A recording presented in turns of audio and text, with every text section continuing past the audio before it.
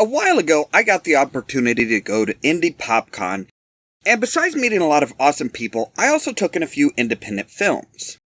Among these I saw, one was listed by the name of Fall of Grayskull, and being a huge fan of the He-Man cartoons growing up, I had to see it.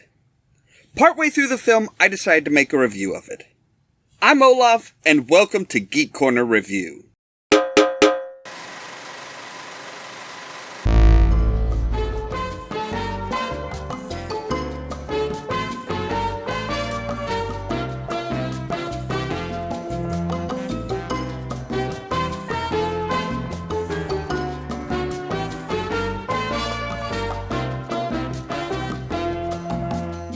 We open with some basic establishing narration because actually seeing stuff happen would be way too immersive. In a time long forgotten. If it's forgotten, how can you make a movie about it? This is Common Sense 101, people. Castle Grayskull sits hidden from most, cloaked in mystery and majesty. It's a decent matte painting out in the open. You're 0 for 2, movie. Now the goodness that reigned for countless millennia has been nearly defeated by dark and sinister forces. Only a few courageous souls stand in evil's way to prevent the complete fall of Grayskull. So, you are saying that nobody knew where it is, nobody knows what it holds, and the defenses have all but failed. Maybe you should have said, hey, everybody, this place holds the power of the universe. Protect it. We open the actual movie with a cheery little pep talk and the sorceress telling Teela that she needs to take over soon. It is my destiny to soon leave this body. And is it me, or is the sorceress seeming pretty happy for seeing evil things coming? Maybe she's a masochist. I'm not you. I don't know the first thing about your powers. And here I thought this job came with crappy training. I mean, did you teach her anything? Really? We're starting off this adventure with a flashback. And more importantly, one that we're never told we are in. So here we realize that the movie is shot on a green screen. Not that there are many old stone castles that you can traipse around in, but the stones are always in clear focus no matter where the camera is. It's called depth of field. It helps the audience establish relations between your actors and the background.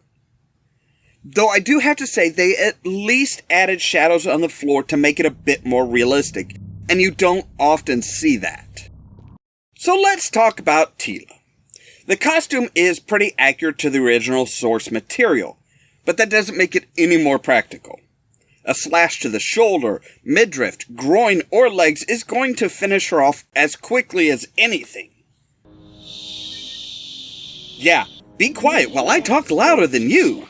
If anyone is going to give away our position, it's going to be me, damn it. Yeah, whatever. Just stick to the plan.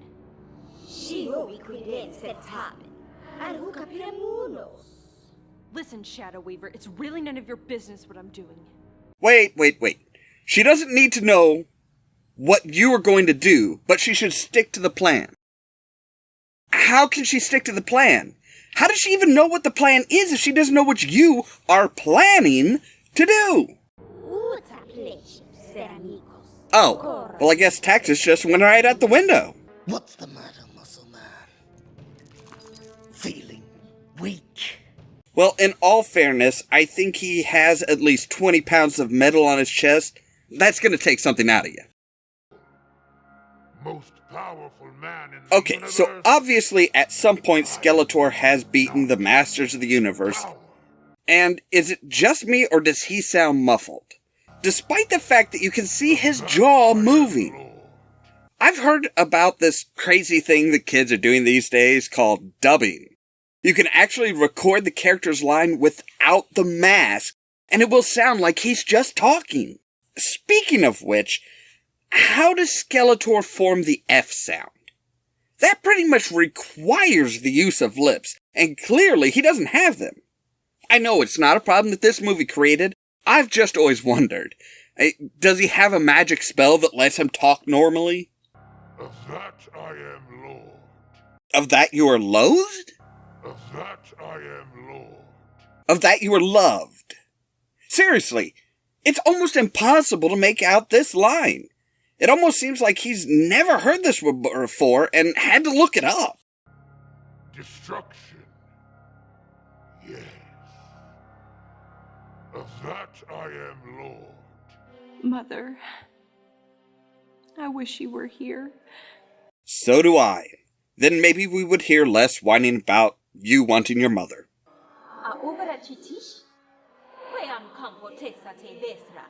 Wait, weren't you on the other side of the door? How did you get past it with nobody noticing? And wasn't the sorceress being the mother of Tila a huge secret?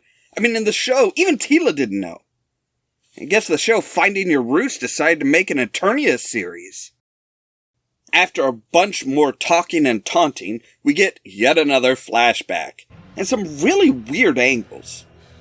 Tila actually had to watch the sorceress be killed, and despite the warning we saw at the start, it was this huge surprise. And apparently to kill the protector of universal powers, you only need to lean a little on your sword.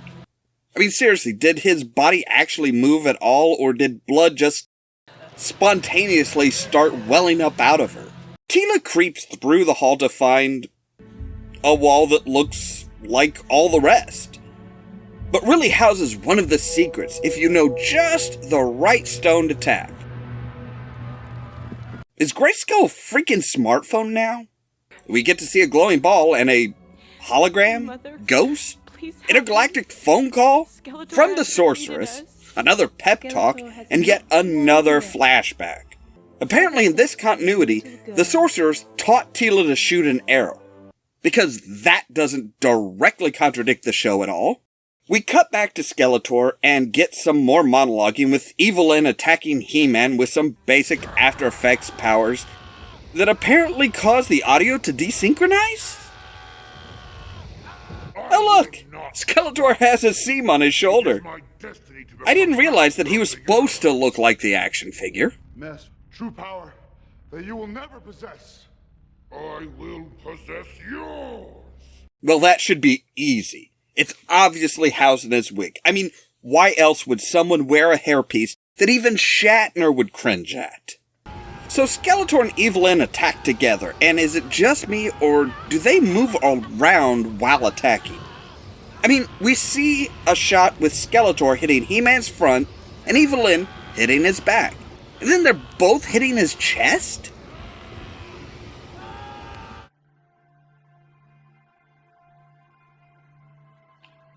It's Prince Adam!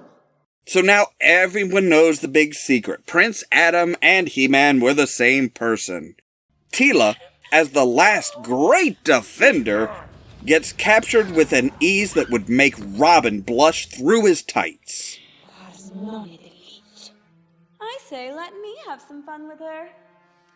Sweet Tila and I go way back. Wait. Evelyn, everyone has those experimental phases in college. They don't actually carry on after the fact.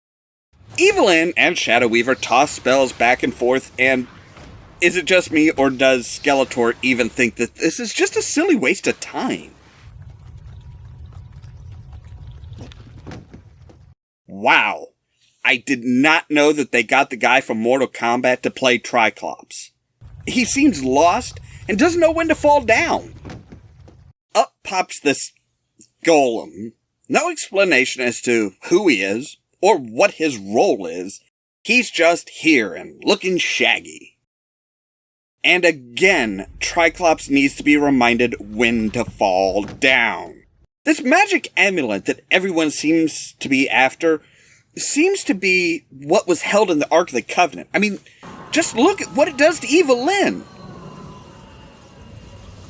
Give me one good reason why I shouldn't blast what's left of your face off.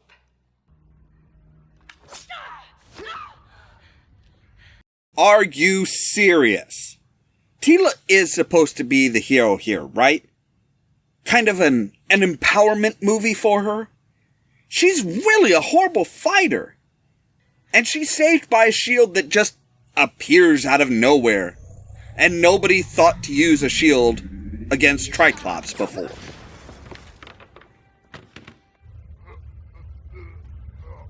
No, Tila. Don't try and help while Skeletor's occupied or anything. Leave his defeat to the menfolk.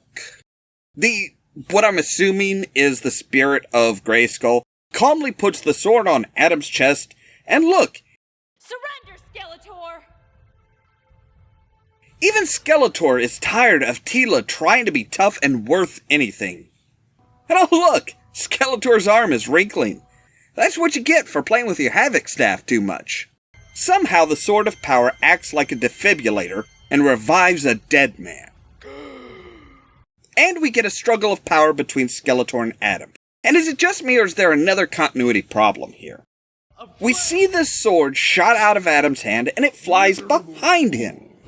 But then he crawls forward to grab it. Wait, where's that glow coming from? It's below the head of the Havoc staff and it almost looks, dare I say, groin level.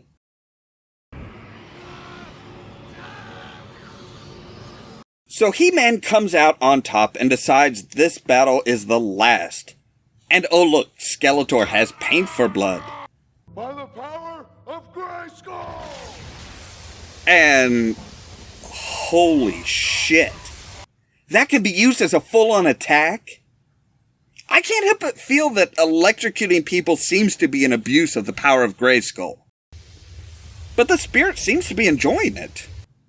We see the end of Skeletor, nothing but a smoking patch on the floor several inches away from where he actually was, and He-Man remembers about Tila.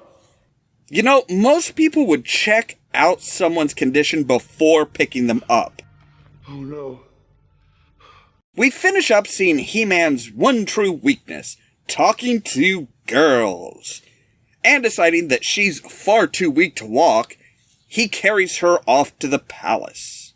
Now I know during this review it seems that I'm not a fan, but this movie is actually a fun fan film. Yes, there are several problems with the technical aspects, and some of the line deliveries are cringeworthy, but it is a fan film. It's nice to see someone who loves a property so much make their own edition. This really has the feel of someone getting their feet wet, and more than anything, I think it should be looked at as what a group of loving fans can make. Hopefully the creators of this film will learn from some of the mistakes for this movie.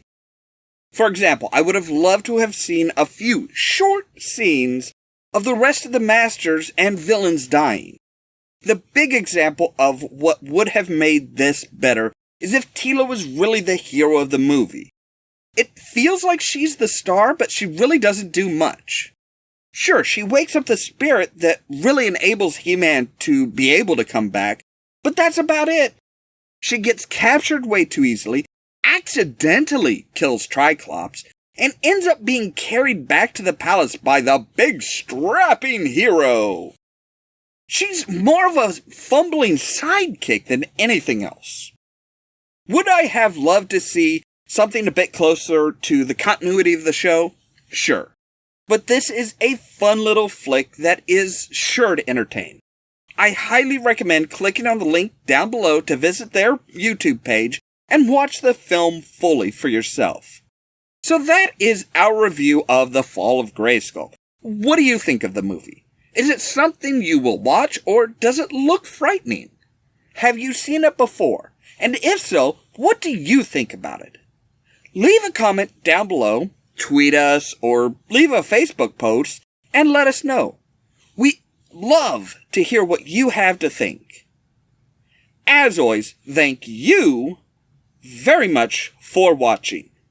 And stay tuned for more from Ollamh Productions. If you wanna see some Cheerio! You Madeline? Oh, Madeline. Oh, okay. With the hyphen, it makes sense. It's Evelyn, but Madeline. Action movie starring Dolph Lundgren. The movie was based more on the original toy line idea than the cartoon series, so it was darker and more violent,